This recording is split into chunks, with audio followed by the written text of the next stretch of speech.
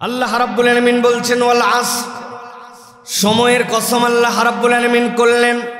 আল্লাহ এরপরে জানাচ্ছেন ইন্নাল ইনসানা, দুনিয়ায় যত মানুষ আছে যাদেরকে আমি সৃষ্টি করেছি আমি আল্লাহ নিশ্চয়ই হয়ে বলতেছি সকল মানুষ, এই মানুষের মধ্যে ধনী গরিব, এই মানুষের মধ্যে আল্লাহ রাব্বুল আলামিন ছোট বড় সাদা কালো, ওই প্রথম দিকের সৃষ্টি কিয়ামতের আগ মুহূর্তের সৃষ্টি, backdated generation, updated generation, 2G 3G 4G 5G, আল্লাহ রাব্বুল আলামিন কোনো জেনারেশনকে আলাদা না করে সামগ্রিকভাবে বলছেন ইন্নাল ইনসানা লাফি খুসর, দুনিয়ার যত মানুষ সব মানুষ ক্ষতিগ্রস্ততার মধ্যে আছে, সব মানুষ বিপদের মধ্যে আছে, সব মানুষ জাহান্নামের রাস্তায় আছে, সব মানুষ ধ্বংসের দিকে আছে। আল্লাহ এরপরে বলতেছেন আমি যে সময়ের কসম করলাম এই সময়ের মূল্যমানটা তুমি বোঝো। দুনিয়াতে এত বিষয় থাকার পরেও আমি রব্বুল আলামিন কেন সময়ের কসম করলাম? দুনিয়ার মানুষ অনেক কিছুতেই নিজেদেরকে নিয়ন্ত্রণ করা শিখেছে, বাঁধ দিয়ে পানি আটকানো শিখেছে, আকাশের সূর্যকে ধারণ করে নিয়ে ওইটাকে রিজার্ভ এনার্জি হিসাবে ব্যবহার করতে শিখেছে, বিদ্যুৎ প্রবাহকে ব্যাটারির মধ্যে ধারণ করে নিয়ে ওইটাকে রিসাইকেল করে ব্যবহার করতে শিখেছে, সিজনকে আটকায় দিছে, যেই শীতের ফসল হতো এটা এখন গরমের মধ্যে নিয়ে আসার মতো ক্যাপাসিটি অর্জন করেছে। কিন্তু দুনিয়ার মানুষ দিন আর রাত্রের যে চক্র আছে, মানুষ সূর্যকে 1 সেকেন্ড পরে উঠাতে পারে না, আর 1 সেকেন্ড আগে সূর্যকে ডুবানোর ক্ষমতা রাখে না। আল্লাহ বলছেন সব নিয়ন্ত্রণের মালিক তো তার হাতে, সময়ের মালিকানা যার হাতে, আর আল্লাহ বলছেন আমি রব্বুল আলামিন সময়ের মালিক। খুব গভীরভাবে বোঝেন, আল্লাহ রাব্বুল আলামিন বলছেন ইল্লাল্লাযীনা আমানু ওয়া আমিলুস সলিহাত ওয়া তাওয়াসাউ বিল হাক্কি ওয়া তাওয়াসাউ বিস সবর। আমি সূরা আসরের তাফসীরের জন্য এটা বলছি না, আমি বোঝানোর জন্য বলছি। আল্লাহ টাইমকে এত গুরুত্বপূর্ণ করেছেন, টাইমের ম্যানেজমেন্টকে আল্লাহ রাব্বুল আলামিন এত দাম দিয়েছেন। আল্লাহ এই জন্য বলছেন আমি কসম করলাম মানুষ সব ক্ষতির মধ্যে 4 শ্রেণী যারা ঈমান এনেছো, আমলে সলে করেছো, হকের উপরে প্রতিষ্ঠিত থেকেছো, আর সবরের রাস্তাকে নিজের জীবনের পাথে হিসাবে গ্রহণ করে নিছো, যার মধ্যেই 4 গুণ আছে। দুনিয়ার সে প্রথম দিন হোক আর শেষ দিন হোক, দুনিয়ার পূর্বে হোক আর পশ্চিম হোক, 0 সে জেনারেশনের মানুষ হোক আর 6G জেনারেশনের মানুষ হোক, এই 4 গুণওয়ালাকে আল্লাহ বর্ম ঢুকায় দিয়েছেন, তার মধ্যে আল্লাহ অ্যান্টিবায়োটিক ঢুকায় দিয়েছেন, তাকে আল্লাহ টিকা দিয়ে দিয়েছেন। যে যুগের মানুষ হোক, যত আপডেট হোক, যত সোশ্যাল মিডিয়া আসুক আর না থাকুক, এই 4 গুণ যার মধ্যে আছে, আল্লাহ বলছেন কোনো কাল, কোনো পর্ব, কোনো সংস্কৃতি, কোনো যুগ এই মানুষকে ক্ষতির মধ্যে ফেলতে পারবে না। তাহলে 1 নম্বর কি? 1 নম্বর হচ্ছে টাইম ওয়েস্ট। আমরা গবেষণায় যেগুলি এসেছে তাতে দেখা যায় প্রতিটা মানুষ ইন এভরিডে 5 ঘন্টার উপরে গড়ে ইন এভারেজ সোশ্যাল মিডিয়ায় আমরা ওয়েস্ট করি। প্রিয় ভাইয়েরা, কোরআন আমাদেরকে এই জন্য বলছে সময়ের মূল্য দাও, সময়কে হিসাব করে খরচ করো। প্রিয় ভাইয়েরা, এখন আমরা তো সকলেই জানি, এইটা সূরা আসরও জানি, সময়ের দাম দিতে হবে এটাও জানি, কিন্তু অ্যাকশন প্ল্যান কি হবে? আমি আপনাদের কাছে অ্যাকশন প্ল্যান বলতে চাই ভাই। সেটা হচ্ছে কতকগুলি কাজ করলে আমরা আমাদের এই অ্যাকশন প্ল্যান এবং টাইম জ্ঞানগুলো আমরা মেনটেন করতে পারবো। 1 নম্বর, ইমানদারদের জন্য জামাতে সালাত আদায়, এটা হচ্ছে সবচেয়ে বড় টাইম ম্যানেজমেন্ট। কি বলেছি? তবে জোহর, আসর, মাগরিব এই 3 ওয়াক্ত সুযোগ থাকলে, ফজর এবং এশা নয়, তাই না ভাই? ঠিক বলেন, জোরে করে ঠিক বলেন। প্রিয় ভাইয়েরা, নবীজি সাল্লাল্লাহু আলাইহি ওয়াসাল্লাম উল্টা বলেছেন। নবীজি বলছেন যে এশা সংরক্ষণ করে, ফজর সংরক্ষণ করে, আল্লাহ রাব্বুল আলামিন তার ঈমানের রাস্তাকে সংরক্ষণ করা সহজ করে দেন। সুবহানাল্লাহ। সারা রাত দাঁড়ায় নামাজ পড়লে যে সওয়াব হয়, শুধু এই টাইম ম্যানেজমেন্টের কারণে আল্লাহ রাব্বুল আলামিন ঘুমানোর পরেও ওই বান্দাকে সওয়াব দান করে দেন। সুবহানাল্লাহ। সুবহানাল্লাহ কারা কারা বলেন নাই? হাত তোলেন। সবাই বলছেন, কিন্তু ফজরের নামাজে সবাই আসছেন। আমি আর হাত তুলালাম না প্রিয় ভাই। এই জন্য 1 নম্বর অ্যাকশন প্ল্যান মনে রাখতে হবে যে আমাদের টাইম ম্যানেজমেন্টের সালাত, 5 ওয়াক্ত সালাত মাল জামাআহ, এটা হচ্ছে 1 নম্বর। 2 নম্বর, স্ক্রিন টাইম ট্র্যাকার লাগবে আমাদের। আপনি মোবাইলে যতক্ষণ দেখেন না, যে আপনি আসলে কতক্ষণ দেখেন আপনি জানবেন না। যদি না জানেন শিখে নেবেন যে কিভাবে স্ক্রিন টাইম ট্র্যাকার পাওয়া যায়, আপনি কতক্ষণ ব্যবহার করেছেন। আমি অনেক সময় মজা করে বলি, আপনাদের কি হবে জানি না, আমি হার্ট ফেল করেই যাইতাম। কিভাবে? একটা জিনিস যদি জানতাম যে আজ পর্যন্ত মোবাইলে টোটাল এই যে 22 বছর ফোন একই নাম্বার ব্যবহার করি, সে 2003 সাল থেকে 2025 সাল শেষের দিকে একটা নাম্বার ব্যবহার করি, ওই নাম্বারে কত টাকার ফ্লেক্সি লোড ঢুকাইছি, এটা যদি কোনো থাকতো স্টার এত এত চাপে হ্যাশ দেন, পুরা আপনি পেয়ে যাবেন। তাহলে আপনাদের কেউ তো জানি না, আমি এই 10, 20, 50 করে ঢুকাতে ঢুকাতে যা ঢুকাইছি আমার হার্ট ফেল করা লাগতো। কথা ঠিক কিনা? এটা কেন দেয় না? আপনি ঘাবড়াই যাবেন। এখন আমাদের এই স্ক্রিন টাইম আর ট্র্যাকিং লাগবে, যে আমি বুঝতে পারবো যে আমি কি পরিমাণ টাইম এখানে ওয়েস্ট করতেছি। 3 নম্বর প্রিয় ভাইরা, ডিজিটাল সিয়াম লাগবে। কি বলছি? মুখ দিয়ে বলেন, কি নাম? ডিজিটাল সিয়াম। সপ্তাহে 1 দিন আমি ইন্টারনেটের সাথে নাই, ডিজিটাল ফোনের সাথে নাই, আমি প্রযুক্তির সাথে নাই, এটার নাম ডিজিটাল সিয়াম। আপনাকে ইন্টেনশনালি এখান থেকে বেরোয় থাকতে হবে। একদিন এইগুলোর সাথে 24 ঘন্টা দেখেই নাই, হাতের সাথে কোনো সম্পর্ক নাই। এটা যদি করা যায় তাহলে বোঝা যাবে যে আত্মা আপনার নিয়ন্ত্রণে আছে। আর তাছাড়া বোঝা যাবে যে আপনি আত্মার গোলাম হয়ে গেছেন, আমি আত্মার গোলাম হয়ে গেছি। 3টা টাস্ক বললাম প্রিয় ভাইরা। তাহলে 1 নম্বর ডিজিটাল ফিতনার নাম হচ্ছে টাইম, মনে থাকবে। 2 নম্বরে চলেন এবার। 2 নম্বর ঝামেলা হচ্ছে আমাদের ঈমান হরণ হয় এই যুগে হারাম কন্টেন্টের সহজলভ্যতা। খেয়াল করে দেখেন, আমাদের শিশু বাচ্চারা যে দৃশ্য দেখে, যেইগুলি তাদের সামনে এসেছে, যেই অপসংস্কৃতি তাদের সামনে উপস্থাপন করা হয়েছে, অনেক লোক আছে এখানে মুরব্বী হয়ে যাওয়ার পরেও কোনোদিন সেটা দেখতে পায় নাই।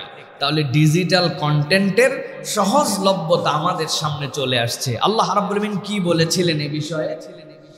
আল্লাহ রাব্বুল আমিন বলছেন, হে নবী আপনি জানায় রাখেন আপনার উম্মতকে, 1450 বছর আগে আল্লাহ রাব্বুল আলামিন কিয়ামত পর্যন্ত মানুষের জন্য নির্দেশনা দিলেন, যেই সময় প্রযুক্তি আপনার আমার হিসাবে কোনো অঙ্কুর উদ্গম হয় নাই। আল্লাহ বলছেন, কুল ইন্নামা হাররামা রাব্বিল ফাওয়াহিশা মা যাহারা মিনহা ওয়া মা বাতান। হে নবী আপনি বলে দেন, ইমানদারদেরকে আমি জানাই দিলাম, তাদের জন্য হারাম করে দেওয়া হলো সামনে যেইটা দেখা যায় নোংরামু, সামনে যে বেহায়াপনা দেখা যায়, এইটাও প্রকাশ্যটাও তার জন্য হারাম। আর ইন্ডিভিজুয়ালি কেউ দেখে না, আমি যখন একাই দেখি একাই করি, আল্লাহ বলছেন গোপন যেইটা ওইটাও তার জন্য হারাম, স্পষ্টটাও হারাম, গোপনটাও তার জন্য হারাম। আল্লাহ বলছেন ওয়াল ইসমা ওয়াল বাগয়া বিগাইরিল হাক্কি ওয়া আন তুশরিকু বিল্লাহি মা লাম ইউনাজ্জিল বিহি সুলতানা। আল্লাহ বলছেন আর তোমাদের জন্য বাড়াবাড়ি করা, তোমাদের জন্য অন্যায় অপকর্মের মধ্যে লিপ্ত হয়ে যাওয়া, আল্লাহ রাব্বুল আলামিনের সাথে শিরকের মধ্যে লিপ্ত হয়ে যাওয়া, যে বিষয়ে তোমাদেরকে কোনো ওহী দেওয়া হয় নাই, তোমাদের প্রতি কোনো নির্দেশনা নাই, তোমরা পণ্ডিতি খাটায়া অন্যায়ের মধ্যে যাও, অবাধ্যতার মধ্যে যাও। আর সবচেয়ে বড় অবাধ্যতা হচ্ছে আল্লাহ রাব্বুল আলামিনের নির্দেশ অমান্য করা। আল্লাহ এরপরে বলছেন, দুনিয়ার কতগুলা মানুষ এরকম আসবে, নানান অজুহাত দিয়ে বুঝাবে আধুনিক যুগ মিয়া, এটা কি ব্যাকডেটেড যুগ নাকি, সবকিছু এখন পারা যায় নাকি? আগের যুগে এগুলা ছিল, এখন অনেক কিছু বাধ্য হয়ে করা লাগে। আছে না এরকম কথা বলার লোক? ভাই এখন সুদ ছাড়া লোন হয় না, আমদাজি কথা বললেই হবে নাকি, ব্যবসা করলে একটু নেওয়া লাগে। আছে না ভাই? মিথ্যা ছাড়া চলে নাই সমাজে ভাই, সব সত্য বলে দিলে পুঁজি চলে যাবে, উল্টা বুঝ আপনাকে দিবে। আল্লাহ রাব্বুল আমিন তাদের জন্য বলছেন, মা লাম ইউনাজ্জিল বিহি সুলতানা ওয়া তাকুলু আলাল্লাহি মা লা তা'লামুন।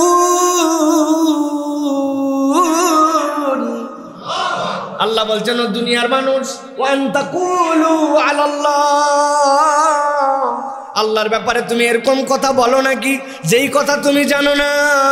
যেই সময় সৃষ্টি করছেন আল্লাহ, যেই বুঝ সৃষ্টি করছেন আল্লাহ, যেই আকল তোমাকে দিলেন আল্লাহ, যেই আল্লাহ তোমারে সৃষ্টি করলেন, তোমার কথা শুনে মনে হয় ওই আল্লাহ বোধহয় সিস্টেম জানতেন না, ওই আল্লাহ বোধহয় যুগ কত যুগ আধুনিক হবে জানতেন না।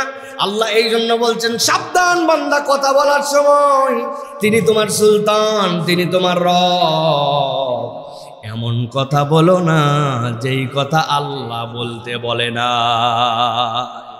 অতএব প্রিয় ভাইয়েরা, দ্বিতীয় বিষয় যেটা আপনার আমার জন্য, সেটি হচ্ছে যেভাবেই হোক হারাম কন্টেন্টের সাথে আমাদের কোনো যোগাযোগ থাকবে না। প্রয়োজনে কন্টেন্ট বাদ দিয়ে দিব, কিন্তু হারাম দেখবো না। কই হুজুর কি করব?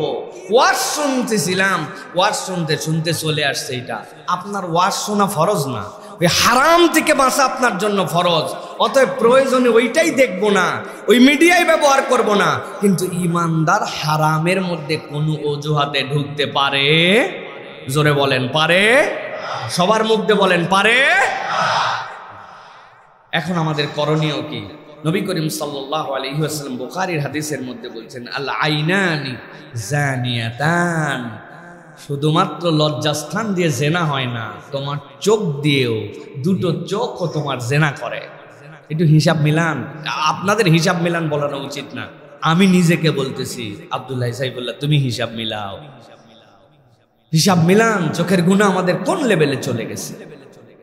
অনেকেই বলে হুজুর যারা দৃষ্টি প্রতিবন্ধী হন তাদেরকে আল্লাহ রাব্বুল আলামিন এত প্রখর একটা স্মৃতিশক্তি দেন, অবাক হয়ে যেতে হয়। আমার আব্বার কতগুলা ছাত্র আছেন, তারা টাকা দিছি, টাকাগুলো এলোমেলো করে আমরা 5 ভাই, আমরা ভাইয়েরা আসতো যখন, উনি মজা করতাম, সব টাকা দিছি এরকম করে মিলায়, 50 টাকা আছে, 10 টাকা আছে, 20 টাকা আছে। ভাই দেখেন তো চেক করে, উনি টাকা এরকম করে হাত দিয়া নাক দিয়ে শুকে বলে দেয়, যতবার দেওয়া হয় ততবার ঠিক বলে। আরেকটা বাড্ডায় একটা মাদ্রাসা একবার গিয়েছিলাম, এখানে হচ্ছে দৃষ্টি প্রতিবন্ধীদের জন্য। তো এখানে আমার ওস্তাদ বলছেন যে শেখ, আপনি এখানে যাওয়ার পরে দেখবেন মজা, সবাই আসছে, আপনি মুসাবাক করতেছে একজন আরেকজনের সাথে, দেখবেন ওরা কোনো কথা বলবে না, কিন্তু আপনি যে কোনো একজনের সাথে মুসাবাক করবেন, দেখবেন আপনার সাথে ভিন্নভাবে কথা বলবে। আমি টেস্ট করে একজনের সাথে মুসাবাক করছি, ওদের সাথে মিশে যায়, বলতেছে আসসালামু আলাইকুম, আপনি কে, কবে আসছেন, আপনাকে তো আগে দেখি নাই। আরে অত দৃষ্টি নেই, আমারে দেখলো কেমনে? বলে ওরা গায়ের সাথে গায়ের ঘেঁষা পর্যন্ত মুখস্থ, হাতের সাথে হাতের টাচ পর্যন্ত মুখস্থ। আপনার হাতটা যে নতুন, সাথে সাথে সে ধরে ফেলছে। কিভাবে? আমার একটা ক্ষুদ্র অ্যানালাইসিস হচ্ছে, আল্লাহ কোরআনে বলছেন, দুনিয়ার মানুষ জেনে রাখো, তোমাদেরকে আল্লাহ 2টা নিয়ামত দিয়েছেন। আম্মাই ইয়ামলিকু সামআ ওয়াল আবসার, তোমার চোখ দিল কে আর কান দিল কে? আমার ক্ষুদ্র অ্যানালাইসিস, মানুষের ইনপুট হচ্ছে 2টা, চোখ আর কান। আপনার এই চোখ আর কান দিয়ে যদি ভিতরে না ঢোকে, আপনি তো অ্যানালাইসিস করতে পারবেন না। তাহলে ইনপুট ডিভাইস হচ্ছে এই 2টা, এই 2টাতে আপনার ভিতরে ঢোকে। এখন এই ভিতরে আপনি যদি মন্দ জিনিস ঢুকান, যেটা ঢুকানোর না, খালি ভাইরাস ঢুকতেছে, তাহলে ইনপুটের জায়গাটা তো অটোমেটিক ময়লা হয়ে যাবে। আপনাকে তখন তো সেই জায়গা পরিষ্কার করতে হবে। আপনার আমার কান দিয়ে যত না ঢোকে, তার থেকে বেশি ঢুকে আমাদের চোখ দিয়ে। ওই আল্লাহর বান্দারা চোখে দেখে না, তো দেখে না, তো সবই দেখে না, গুনাহটাও দেখে না, ভালোটাও দেখে না। আল্লাহ রাব্বুল আলামিন এই জন্য তাদের আত্মিক শক্তিটা বাড়ায় দেন। সুবহানাল্লাহ। এটাই প্রমাণ করে যে আমরা যদি চোখকে কন্ট্রোল করতে পারি, আমার জীবনের অর্ধেক কন্ট্রোল হয়ে যাবে। সুবহানাল্লাহ। চোখ ঠান্ডা তো দিল ঠান্ডা, কিসের পেট ঠান্ডা তো দিল ঠান্ডা, আপনার চোখ ঠান্ডা তো দিল ঠান্ডা। আল্লাহ বলছেন না, কুররাতা আয়ুনিনা, আল্লাহ তাদেরকে আমার চোখের শীতলতা বানাও। তার মানে কি? চোখ দেখে খুশি হয়। চোখ হচ্ছে মনের দরজা, আপনার মন ওর মধ্যে ঢুকায় নেয়। এই জন্য প্রিয় ভাইয়েরা, প্র্যাকটিক্যাল সমাধান হচ্ছে কতগুলো আছে। তার একটা হচ্ছে কাহাফ গার্ড নামে, নেটে সার্চ করে দেখবেন, আপনি যে ফোন যে ডিভাইস ব্যবহার করেন, কাহাফ গার্ড আছে। এরপরে দেখবেন NSFW ব্লকার অ্যাপ আছে। খারাপ কিছু যেন না দেখতে পান, খারাপ কিছু যেন আমার সামনে না আসে, এইগুলো আপনাকে প্রোটেস্ট করে দেওয়ার জন্য, সাধ্যের মধ্যে ফিল্টার করে আপনাকে দেওয়ার জন্য চেষ্টা করবে প্রিয় ভাইয়েরা। সাথে সাথে একটা আমল আছে, অনেক সালাফরা বলেছেন, সূরা নূরের 30 থেকে 31 এই দুইটা আয়াত বেশি বেশি তেলাওয়াত করা, এটা আমাদের নিজেদের মধ্যে ওই মোরাল ডেভেলপমেন্টের জায়গা বাড়ায়। সুতরাং আমাকে প্রথমে বুঝতে হবে হারাম কন্টেন্ট আমি দেখব না, এখন এখান থেকে বাঁচবো কিভাবে সেটা আপনাকে প্র্যাকটিস করতে হবে প্রিয় ভাইয়ের। এটা গেল 2 নম্বর বিষয়। 3 নম্বর, বর্তমান এই প্রযুক্তির যুগে গীবত ডিজিটালাইজেশন হয়ে গেছে। আপনি চিন্তাও করতে পারবেন না যে আপনি ডিজিটাল গীবত করেন। কিভাবে গীবত করতেছেন একটু খেয়াল করে দেখেন। আপনার সামনে একটা মিম আসছে, আপনি ওই মিমটা শেয়ার করতেছেন, মজা পাচ্ছেন। অমুকের ব্যক্তিত্ব হানি করে একটা মিমস বানাইছে কেউ একজন। আপনার সামনে চলে আসছে একটা স্টোরি, যে স্টোরিতে আপনি দেখছেন যে কোনো ব্যক্তির অবর্তমানেই তাকে পচানোর জন্য কিছু একটা বলা হচ্ছে। স্ক্রিনশট শেয়ার করতেছেন, আপনি চ্যাট হিস্ট্রি লিক করে দিয়ে আপনি সেইটা মানুষের সামনে উপস্থাপন করতেছেন। আপনি মনে করছেন না তো, আমি তো মুখ দিয়ে কিছু বলি নাই। এই জন্য প্রিয় ভাইরা, এই গীবত এখন ডিজিটালাইজড হয়ে গেছে। আমরা যদি একটুখানি দেখি তাহলে আমরা দেখব এই গীবতের মধ্যে আমরা সকলেই কম বেশি ঢুকে গেছি। অথচ আল্লাহ রাব্বুল আলামিন কুরআনুল কারীমের মধ্যে বলেছেন, ওয়ালা ইয়াক্তাব বা'দুকুম বা'দা আইয়ুহিব্বু আহাদুকুম আন ইয়াকুলা লাহমা আখিহি মাইতান ফাকারিহতুমু। তুমি তোমার মৃত ভাইয়ের গোশত খাওয়া কখনোই পছন্দ করতে পারো না, ঠিক সেই রকম তুমি পছন্দ করো না ওইটা, কিন্তু তুমি ডিজিটাল গীবত করে ফেলতেছো। আমরা এরকম কাজ অহরহ করতেছি। গীবতের এর আগের কনসেপ্ট ছিল আমার কাছে যে কিছু মানুষ গীবতকে শরীয়ত সম্মত বানানোর চেষ্টা করছে। নাউজুবিল্লাহ বলেন। 3 জন বসে আছে, একজন বলছে একজনের নামে নানান কথা, আরেকজন শুধুমাত্র শুনছে আর হো হো করছে। মধ্যের জন অনেকক্ষণ পরে বলছে, আসলে এইগুলা কথা বলা ঠিক না, তবে না বলেও পারি না, আল্লাহ মাফ করুক, কথা ঠিক। বুঝেন নাই না ভাই? মানে এইগুলা কথা বলা ঠিক না, না বলে পারি না, আল্লাহ মাফ করুক ডাক্তার সাহেব, কথা ঠিক, তাই না ভাই? এই যে আপনি ডিজিটাল গীবতের আগে শরীয়ত নিয়ে আসছিলেন, নাউজুবিল্লাহ, ঠিক এখন ওই রকম আপনি চিন্তা করতেছেন এই লোক যেই রকম ইসলামের শত্রু উমুক তমুক, একটা মিম শেয়ার করলে কি হয়, একটা স্ক্রিনশট ভাইরাল করে দিলাম, তার অপমান চলে গেল। অথচ ওই ব্যক্তি জানে না, ওর সামনে বলেন না, ওইটা আপনি পছন্দও করতেন না, কিন্তু পিছনে গীবত ডিজিটালাইজড হয়ে গেছে আমাদের জন্য। প্রিয় ভাইয়েরা, বাঁচবো কিভাবে? আমি ছোট্ট একটা চেকলিস্ট দিব। যে কোনো কিছু এই জগতে শেয়ার করার আগে, ওইটাতে আপনি লাইক দেওয়ার আগে 3টা জিনিস চেক করেন। 1 নম্বর, পোস্ট করার আগে 3টা প্রশ্ন করবেন, এটা কি আমি জানি সর্ববয় সত্য? 2 নম্বর, আপনি যে চিন্তা করবেন নিজে যে এইটা কি করা আমার জন্য প্রয়োজনীয়? আর 3 নম্বর জিজ্ঞাসা করবেন, এটাতে কি কারো ক্ষতি হবে কিনা, অথবা আমার বিপক্ষে যদি এই কাজটা হতো সেটাকে আমি পছন্দ করতাম কিনা। আপনি এই 3টা প্রশ্ন করে আপনার ফুট স্টেপটা আগাবেন। এইটা যদি ইমানদার ইহতিসাবের মধ্যে নেয়, তাহলে আমাদের এই আধুনিক প্রযুক্তিও আমাদের জন্য আশীর্বাদ হবে, আমাদের জন্য এটা কল্যাণের হবে, অপর মুসলমানের সম্মানহানি হবে না। আল্লাহ রাব্বুল আলামিন আমাদেরকে বোঝার তৌফিক দান করেন। 4 নম্বরে যেটি প্রিয় ভাইয়েরা, সেটা হচ্ছে আমাদের এই প্রযুক্তির এগোনোতে আমরা দেখছি অহংকারের একটা নতুন মাত্রা দাঁড়িয়েছে। আমরা যদি দেখি তাহলে দেখব একটা সোশ্যাল ভ্যালিডেশন আমাদের মধ্যে দাঁড়াইছে, যে আমরা একটা অহংকার করতেছি আমাদের এই সোশ্যাল প্ল্যাটফর্ম দিয়ে, আধুনিকতাকে দিয়ে, আমাদের এই জেনারেশন আপডেট হওয়াকে দিয়ে আমাদের মধ্যে একটা অহংকারের নতুন মাত্রা আসছে।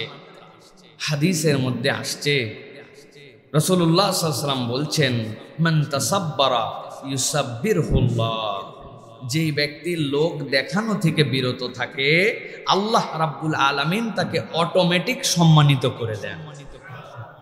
লোক দেখানো মানে কি? লোক দেখানো থেকেই কিন্তু অহংকারের উৎপত্তি তৈরি হয়। লোক দেখানো থেকেই আমিত্ব জাগে। লোক দেখানো থেকেই নিজেকে জাহির করার প্রবণতা আমার সামনে আসে। শয়তান ভিতর থেকে উস্কায় দেয়। এটাকে আমরা এখন যদি দেখি তাহলে আমরা দেখব এইটা এখন ডিজিটাল হয়ে গেছে।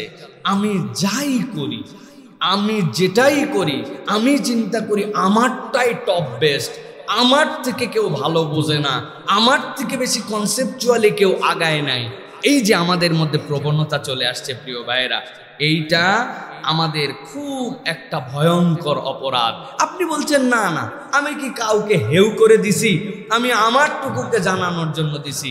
আলহামদুলিল্লাহ, এবার ঈদে বেশি টাকার বাজার করতে পারি নাই, শুধুমাত্র একটা 7,500 টাকা দিয়ে 3 পিস কিনেছি। আলহামদুলিল্লাহ আগে বলে নিছি, আবার বেশি টাকা বলতে পারি নাই এইটাও জানাই দিছি, কিন্তু 7,500 টাকা দিয়ে কিনেছি। আমি বলতে চাই না আমার 2টা ছেলে অস্ট্রেলিয়ায় থাকে, একটা মেয়ে আমেরিকায় থাকে। বলা বাদ আছে তো না ভাই? আমার কথাকে বুঝতেছেন ভাই আপনারা? তাহলে হোহা করেন একটু। এই যে এই টেকনিক, এইটা আপনাকে কে স্প্রেড আউট করালো? আপনি আল্লাহ রাব্বুল আলামিনের চাদর ধরে টান দিছেন। আল কিবরিয়া ও হৃদয়, আল্লাহ বলছেন অহংকার বড়ত্ব এটা একমাত্র আল্লাহ রাব্বুল আলামিনের স্ট্যাটাস। তুমি তোমার স্ট্যাটাসে এটা জাহির করতেছো। আগেকার অ্যানালগ যুগে এত দূর জানানো যেত না, এখন ঘরে বসে আমেরিকা পর্যন্ত জানাই দেওয়া যায়, ঠিক না ভাই? এই জন্য আমাদের সব সময় দুটো দিকে খেয়াল করতে হবে। একটা সেটা হচ্ছে গোপন সাদাকা, আর একটা হচ্ছে অ্যানোনিমাস দান। আমাদের এমন একটা দান করতেছি যেইটা আল্লাহ ছাড়া কেউ জানে না। আল্লাহ রাব্বুল আলামিনের জন্য কিছু গোপন সাদাকা রাখতে হবে। আর যখনই এরকম মনের মধ্যে কিছু জেগে উঠবে, বেশি বেশি আল্লাহু আকবার, সুবহানাল্লাহ, আলহামদুলিল্লাহ পড়তে হবে। আল্লাহু আকবার বান্দা যখন বলে, এই ঠোঁটের উচ্চারণের রিফ্লেকশনও অন্তরের মধ্যে যায়, শয়তান তখন প্রতিহত হয়ে যায়। আপনি বুঝেন না, কিন্তু অটোমেটিক হয়। সুবহানাল্লাহ। সুইচ একটা আছে, সুইচের নিচে লেখা আছে অন। কি লেখা আছে ভাই? বাংলাদেশের সুইচ নিচ দিকে চাপ দিলে কি হয়? অন।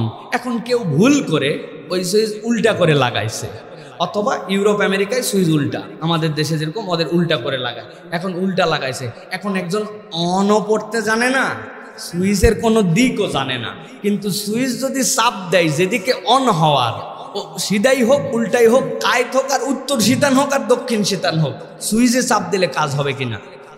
ভালো করে মনে রাখবেন, আল্লাহর জিকিরগুলি বান্দার জন্য এরকম আল্লাহর পক্ষ থেকে দেওয়া ফরমেশন। আপনি বুঝেন না বুঝেন, আপনি পড়ছেন, আপনি বেনিফিটেড হবেন। সুবহানাল্লাহ।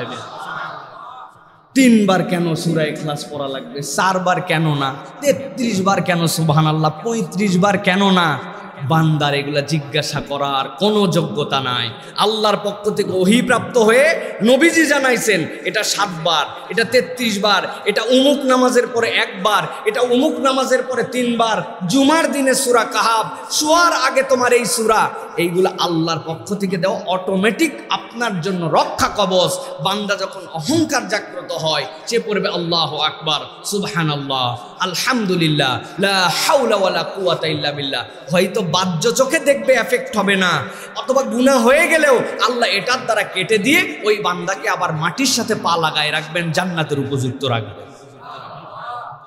অতএব এই আমল আমাদের জন্য অহংকারের নতুন মাত্রা, যেটা এখান থেকে বেরিয়ে আসতে। 5 নম্বর, ফিতনা ফাসাদের ভাইরাল স্প্রেড। খুব খেয়াল করে দেখবেন প্রিয় ভাইয়েরা, আমরা এখন ফিতনা ফাসাদকে মুহূর্তের মধ্যে ভাইরাল স্প্রেড করে দেই। কবেকার কোন দিনের কার ঘটনা, রিসেন্ট ঘটনার সাথে মিলাইয়া ওই ভিডিও লাগাই দিছি, আছে না ভাই? আরো ভাঙ্গে বলবো প্রিয় ভাইয়েরা, আল্লাহ নবী সাল্লাল্লাহু আলাইহি ওয়াসাল্লাম বলছেন, দুনিয়ার মানুষ ভালো করে জেনে রাখো, মানুষকে মিথ্যা কথা মিথ্যা হিসাবে কেবল বললেই মিথ্যা হয় না। ছোট্ট একটা সূত্র জেনে রাখো, কাফা বিল মারই কাযিবান আইয়ুহাদ্দিসা বিকুল্লি মা সামিআ। একজন মানুষ যা শোনে কিচ্ছু বাস বিচার না করে সাথে সাথে বলে দেয়। ইযা জাআকুম ফাসিকুম বিনাবাইন ফাতাবায়ানু। আল্লাহ বলছেন, তোমার কাছে যখন কেউ খবর নিয়ে আসবে, ফাতাবায়ানু, এর ইংরেজি হচ্ছে ক্রস এক্সামিন করো, আরো ভিন্ন সূত্র থেকে সেইটা যাচাই বাছাই করে দেখো। যদি তুমি যাচাই বাছাই না করে যা শুনেছ তাই বলে দাও, তাহলে আল্লাহর কাছে মিথ্যাবাদী হওয়ার জন্য তোমার এই একটা আমলই যথেষ্ট। এই জন্য প্রিয় ভাইয়েরা, খুব সমস্যা, আমরা এই যুগে ঈমান হারানোর অন্যতম মাধ্যম, যা শুনলাম তাই আমরা বিশ্বাস করে ফেললাম। আগানি পাসানি কিচ্ছু ভাবলাম না। এবং কিছু সরল সোজা মানুষ আছে, আশ্চর্য হয়ে যায় যে এত বোকা এই যুগেও মানুষ হতে পারে। এই মানুষই আবার অন্য জায়গায় চালাকি দেখায়, সে শুনছে আর একটা শেয়ার করে, মা ফাতেমার ঘর, আমিন না বলে কেউ যাবেন না। আমরা ভিডিও দিয়া একটা কত সহি আমলের উমুক তুমুক, আমার 2000 লোক সেটা দেখে না, আর এই আমিনে 1.5 লক্ষ ইমানদার আমিন বসায় গেছে। তুই একবার চিন্তা করলি না যে ভাই এইটা কেমনে মা ফাতেমার ঘর হতে পারে? এই ঘরের ছবিটা 1400 বছর আগে কে উঠাইল? একবার ভাবলো না প্রিয় ভাইয়েরা। এই আগামী 226 দিন পরে পবিত্র রমাদানুল মুবারক শুরু হবে। এই বার্তাটি অ্যাভয়েড করে গেলে আপনার একটা ক্ষতি হবে, আর এটি ছড়িয়ে দিলে 3 দিনের মধ্যে সুসংবাদ পাবেন। বলুন সুবহানাল্লাহ। বলছে কারা কারা জানেন? এই সুবহানাল্লাহ বলে এই বার্তা আমি ছড়াই দিচ্ছি। ভাই আরবি মাস 29 হবে না 30 হবে, তুই কেমনে 267 দিন ফিক্সড করলি রে ভাই? বুঝলাম না তো। এই যে আমাদের মধ্যে এইটা তো একটা লেয়ার, আর মিথ্যাগুলি তো মিথ্যাই। এটা শেয়ার করে তেমন কোনো ক্ষতি হয় না, কিন্তু আপনি ধোঁকাবাজির লেভেলটা বোঝানোর জন্য বলছি। এটা যদি শেয়ারও করে আমিনও দেয়, ব্যক্তির কোনো ক্ষতি হয় না। কিন্তু এমন বার্তা আছে, এমন কথা আছে, চেনা নাই জানা নাই, আপনার পছন্দ হয় নাই, এই জন্য আপনি ইচ্ছা মতো সেইটা ছড়িয়ে দিয়েছেন। এটা ইমানদার ফিতনা ফাসাদের ভাইরাল স্প্রেড। এখান থেকে ইমান একটা সূত্র শুধু মনে রাখবে, কাফা বিল মারই কাযিবান আন ইউহাদ্দিসা বিকুল্লি মা সামিআ। যা শুনলাম তাই আমি শেয়ার করতে পারি না, আগে আমার বিবেক দিয়ে, আগে আমার অন্য জায়গা থেকে জেনে, প্রয়োজনে শেয়ারই করলাম না, লাইকই দিলাম না, এটাতে বেরিয়ে আসলাম। কিন্তু মিথ্যা কখন আমি ছড়াতে পারি? 6 নম্বরে সালাতে অনীহা। বলবেন হুজুর ডিজিটাল যুগের সাথে এর আবার কি সম্পর্ক? একটু হিসাব মিলিয়ে দেখেন যে আমরা একটা ডাটা, একদল লোক মসজিদ ভিত্তিক অ্যানালাইসিস করেছেন। তারা অ্যানালাইসিস করে দেখেছেন যে আধুনিক সময়ে যারা স্মার্টফোন ব্যবহার করে 75% যুবক নামাজে দাঁড়ায় তাকবীরে তাহরিমার আগে লাস্ট ফোন চেক করে তারপরে নামাজে ঢোকে। কত পার্সেন্ট? 75%। লাস্ট তার চেক হচ্ছে মোবাইলটাকে চেক করবে, তারপরে ঢুকবে। আল্লাহু আকবার, মানে শেষ মুহূর্তে পকেটে রেখে দিয়ে অথবা শেষ মুহূর্তে সামনে রেখে দিয়ে, মানে লাস্ট মোমেন্ট পর্যন্ত 75% দোজ ইয়াং পিপল যারা আন্ডার 25 ইয়ার্স ওল্ড, এরা চেক করে তারপরে যায়। এখন আপনার সালাতে দাঁড়ানোর একটা প্রস্তুতি আছে, আপনি মুতাওয়াজ্জিহান হচ্ছেন আল্লাহর জন্য, আপনি দাঁড়াচ্ছেন, আপনার সব অঙ্গ প্রত্যঙ্গকে প্রস্তুত করছেন। ইকামত হচ্ছে আপনি মনে করছেন যে ইহসানের সংজ্ঞা নবীজি বলেছেন যে আমি তো আল্লাহকে দেখতে পাই না, কিন্তু নিশ্চয় আমার রব আমাকে দেখবেন, আমি তার সামনে দাঁড়াচ্ছি। এইরকম একটা কাকুতি বিনতির অনুভূতি নিয়ে দাঁড়ানো, আর মোবাইলে লাস্ট কিছু চেক করতে করতে কত কামাতিস সালাহ, কত কামাতিস সালাহ, আল্লাহু আকবার, আল্লাহু আকবার, লা ইলাহা ইল্লাল্লাহ, সাউ ইস্তাওয়াকিম, আল্লাহু আকবার। দুইটা এক, কথা বললেন না, দুটা এক। তাহলে আমি বলবো প্রিয় ভাইরা, সালাতে অনীহার একটা কারণ এইটা, আপনি যখন সালাতকে সম্মান দিচ্ছেন না, সালাতকে আকর্ষিত করছেন না, সালাতের প্রতি আপনি আপনার যে কায় মনোবাক্যে নিবেদন এইটা আপনি 100% দিচ্ছেন না, মনে রাখবেন ওই সালাত আপনার থেকে ছুটে যাবে, ওই সালাত আপনাকে আর সেই মজাটা দিবে না। অতএব আল্লাহ রাব্বুল আলামিন কত আগেই কথা বলেছেন। আল্লাহ কি বলেছেন? ফাওয়াইলুল লিল মুসাল্লিন আল্লাযীনা হুম আন সালাতিহিম সাহুন।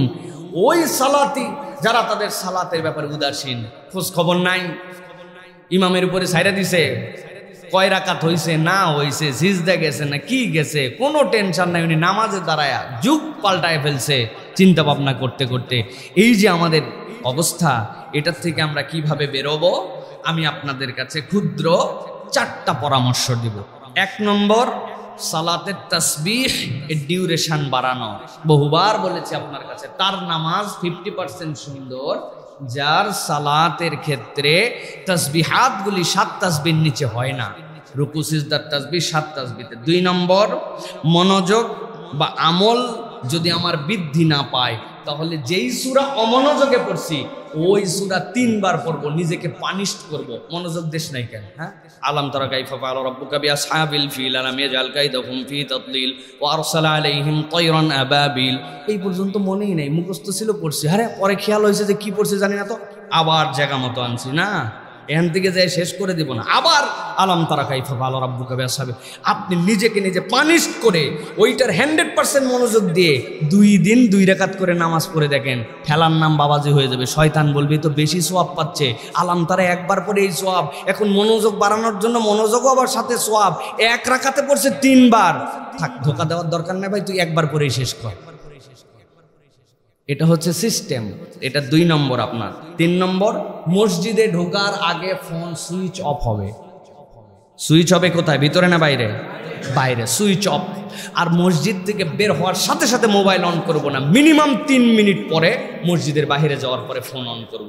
এই আমল 1 দিন করে দেখেন, ইনশাআল্লাহ আল্লাহ একটা পরিবর্তন দিবেন। এটা হলো 6 নম্বর প্রিয় ভাইরা। হ্যাঁ, 7 নম্বরে পারিবারিক বন্ধনে ক্ষয়। খেয়াল করে দেখেন, মিলাতে পারবেন না যে হুজুর পারিবারিক বন্ধনের সাথে কেমনে আবার ঈমান হরণ হচ্ছে। পুরা পৃথিবী মুসলমানদের থেকে যে সম্পদ কেড়ে নিতে চায় সেটা হচ্ছে পারিবারিক বন্ধনকে তারা নষ্ট করে দিতে চায়। পরিবার যার নাই তার দুনিয়াতে কিছুই নাই।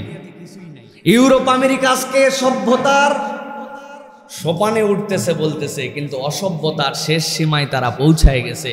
ইউরোপের সবচেয়ে ভালো বাণিজ্যিক প্রতিষ্ঠানের নাম এবং পশ্চিমাদের সবচেয়ে এই মুহূর্তে ভালো বাণিজ্যিক প্রতিষ্ঠানের নাম কি বলতে হবে আপনাদের?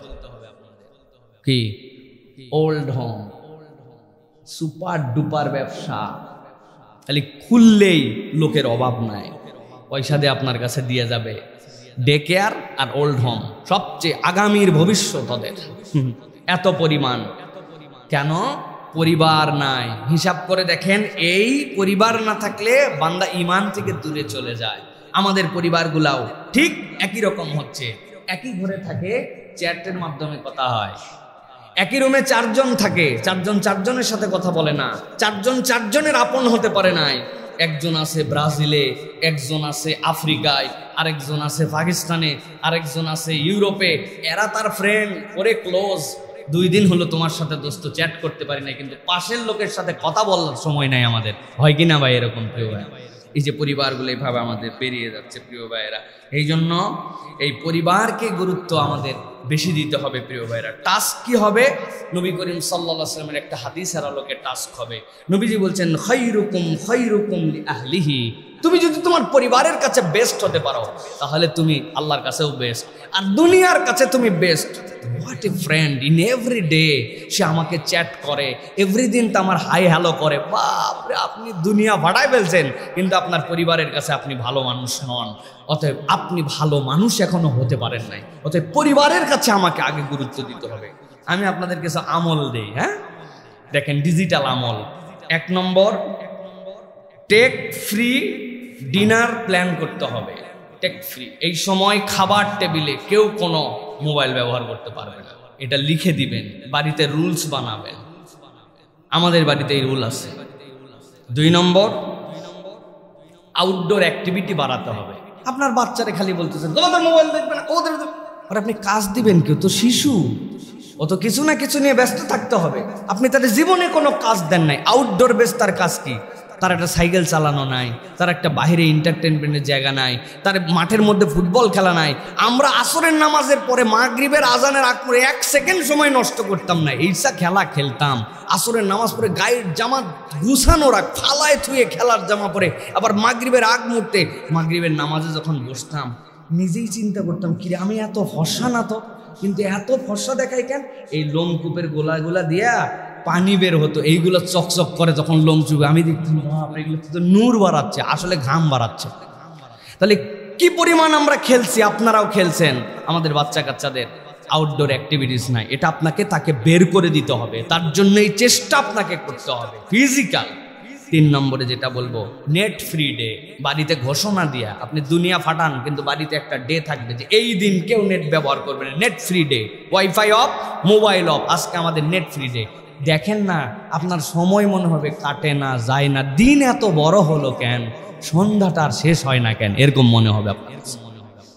পড়েন, হাদিস পড়ান, কোরআন পড়ান, হালাকা করেন, দর্শ করেন, কিছু একটা করেন, নেট ফ্রি ডে।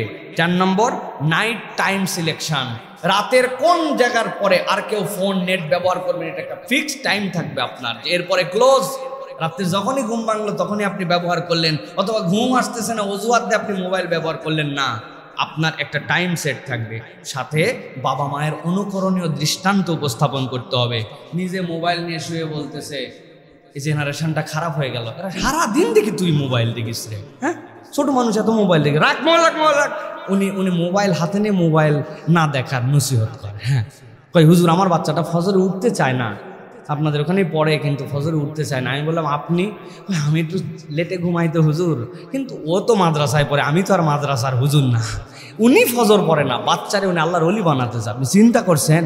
হ্যাঁ, নিজে মানে শয়তান কাবির হয়ে আছে, আর উনি হচ্ছে আসিয়া ফাতেমার মতো বউ খুঁজে। এরকম পোলাপান আছে না কতগুলা? বিয়ের সময় উনি খাদিজাতুল কুবরার মতো চরিত্র খুঁজে, আর এই দুনিয়ার বদমাইশ নম্বর 1। তো এইটা আসলে সামঞ্জস্যশীল হলো না, অতএব এটা আমাদেরকে মিলাতে হবে প্রিয় ভাইয়েরা। হ্যাঁ, সাথে সাথে একটা পরামর্শ, বাচ্চারা একটা জিনিস খুব পছন্দ করে, আপনারা হয়তো দেন না, গার্ডেনিং করা। বাচ্চাদের আপনি যদি একটা করল্লার গাছও লাগান, বারান্দায় জায়গা নাই বলতেছেন, ওইটার ফুল হয়েছে, ওইটা কতদিনে কত ইঞ্চি বড় হলো, মা একটা খাতায় হিসাব রাখতো, ওইটার ফুল কয়দিনে ফুটলো হিসাব রাখ।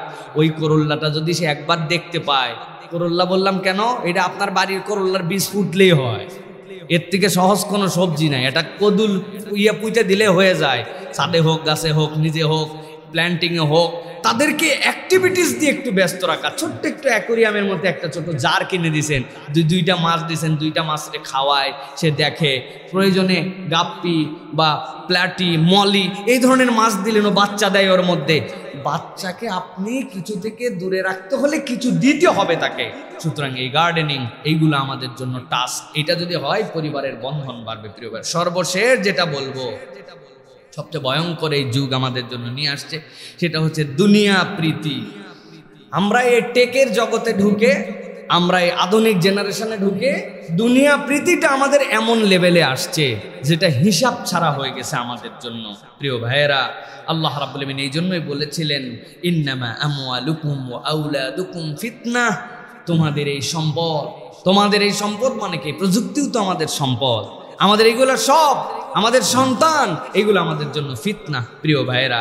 খেয়াল করলে দেখেন কিভাবে দুনিয়া প্রীতি আমাদের মধ্যে আসছে। ছোট একটা জিনিস, তার আনবক্সিং ভিডিও, তার কিছু আপনি একটা করতেছেন, করার সাথে সাথে হচ্ছে আপনার জন্য দেখবেন সব কিছু আধুনিক স্টাইল, কোনটাকে আপনি ফলো করবেন, লাক্সারিয়াস লাইফ স্টাইল ফলো করা, সবগুলি আনইনটেনশনালি আমাদের জীবনের মধ্যে ঢুকতেছে, এবং প্রত্যেকটার সাথে দুনিয়া প্রীতি আছে। উমুকটার মতো আমারটা লাগবে, উমুকটা যেন আমারটার মতো হয়, এটা আমার জন্য যেন হয়। এই যে আমাদের জন্য প্রিয় ভাইয়েরা, অলওয়েজ কেতা দুরস্ত। কাউরে কোনোদিন দেখবেন না যে ক্যামেরা এটা খারাপ, এ নিয়ে সন্তুষ্ট। উনার মোবাইল যাই হোক, অ্যাপস দিয়ে আবার নতুন ক্যামেরা নামাইছে, যাতে চেহারা যেমন হোক, ছবিটা যেন ডেঞ্জারাস ওঠে, যা না তার থেকে বেশি উঠানোর জন্য। আছে না ভাই? এই যে আমাদের মধ্যে এইটা ঢুকছে, এটা কি জন্য? শো অফ করা, সব কিছুকে নেটে জানায় দেওয়া, সুযোগ থাকলে বাসর ঘর লাইভ করে ফেলতো। আছে না ভাই? কিভাবে আল্লাহ রাব্বুল আলামিন আমাদেরকে বেহায়ার শেষ লেভেলে নিয়ে যাচ্ছেন প্রিয় ভাই। এটার কারণ কি?